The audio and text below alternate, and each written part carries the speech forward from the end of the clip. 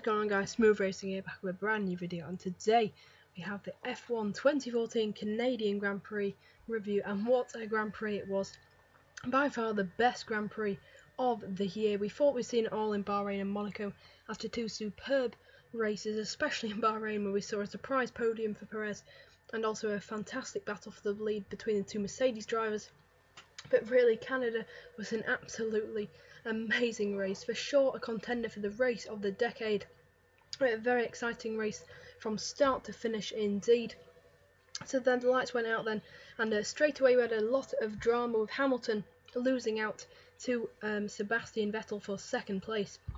Then the two Marussias collided on lap 1, resulting in a safety car, and then the safety car came out, and it came out for quite a while. I think it was on about lap 8 or 9 the restart occurred, and then from then on positions pretty much remained the same. But then, the drama in the race continued as everyone made their pit stops. Hamilton was right behind Rosberg. Rosberg then cut the chicane and gained half a second on him, and then Hamilton caught back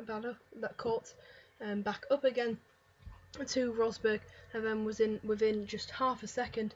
But then both Mercedes cars started to lose power. They had reduced power. They weren't quite as fast on the straights as they would have hoped for, and this meant that they were losing out to their rivals, and those in a third, fourth, fifth and sixth and so on, which were actually the two Force Indias holding up the two Red Bulls, all suddenly realised that they could have a victory on their hands. They could definitely have a surge for the podium, or maybe even a possible win. So both of the Red Bulls, the Williamses, the Force Indias, everyone trying to get their act together as they tried to close up to both the Mercedes cars. Hamilton then cut the chicane as he passed Rosberg. Then we later found out this was a brake failure, and on that same lap he then retired from the race. A major drama. Meanwhile, Rosberg was losing out a lot to Perez. Rosberg though was still in the lead with Perez in second, and Ricciardo and Vettel behind him. And also Felipe Massa was stuck behind Valtteri Bottas, and Hulkenberg had also dropped back to just ahead of the two Williams cars, being put under mass pressure from them. And also, meanwhile, Button was fast charging, but he was way back in 9th. It didn't really seem likely to be scoring very many high points, but maybe he could pick off a few with 7th or 8th. But the field was absolutely really close, split into two groups. The Rosberg, Perez, and the two Red Bulls. Then further back you had Hulkenberg, the two Williams and Alonso, and also Button closing in heavily on them.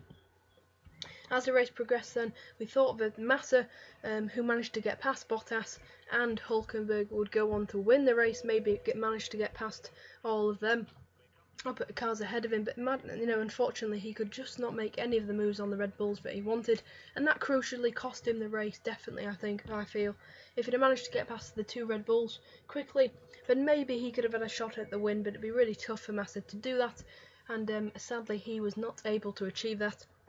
And he got stuck behind both of the Red Bulls for a very long time. Meanwhile, Rosberg was getting a bit of an advantage as he got some power back and was now looking like very likely to be taking the lead. Meanwhile, though, Ricciardo managed to pull a move on Perez, and Vettel so nearly followed Perez through.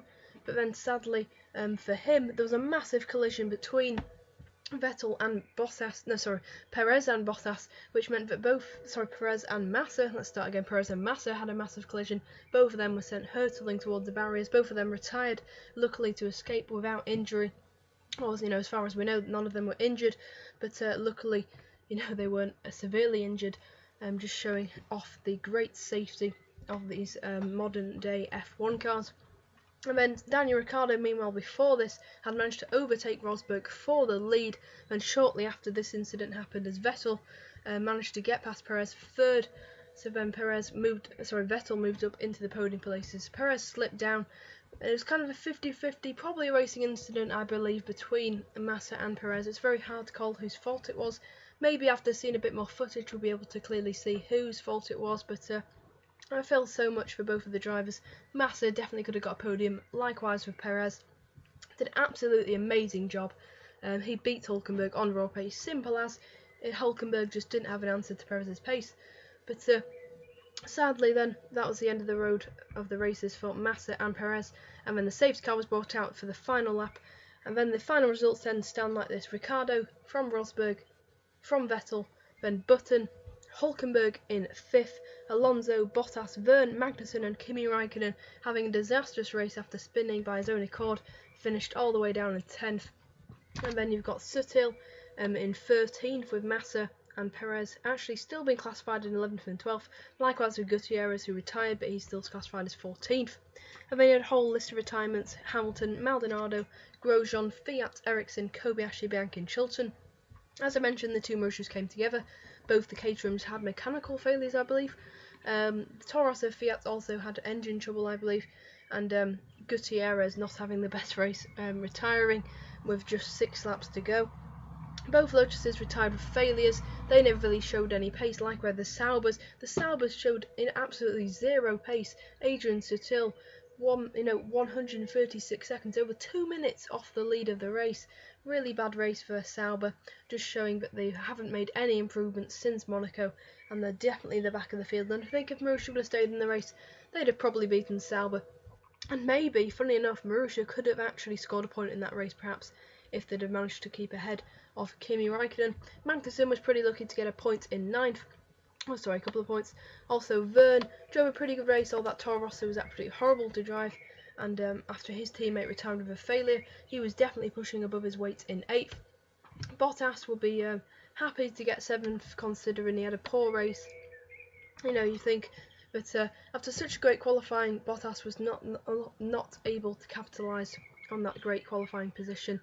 Looked like he was going to be beating Massa, but then Massa made a different strategy. I think he was actually, Massa looked like he was going to be leading the race, and he did actually lead the race, but then he came in for a pit stop, and it was a really bad pit stop, and that cost Massa maybe the race. We'll have to see you can't really say what could have been, to be honest, because you could say what could have been for Hamilton, what could have been for Rosberg if it had not lost power, but overall, a fantastic race, 10 out of 10 for me.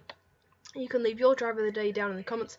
Mine's Daniel Ricciardo, and definitely a 10 out of 10 for the race itself. And my question to you, is this the race of the decade? So, after Speed Racing then, I really hope you enjoyed this review of the Canadian Grand Prix from F1 2014. But I'm Speed Racing, and I'll see you guys next time. Goodbye.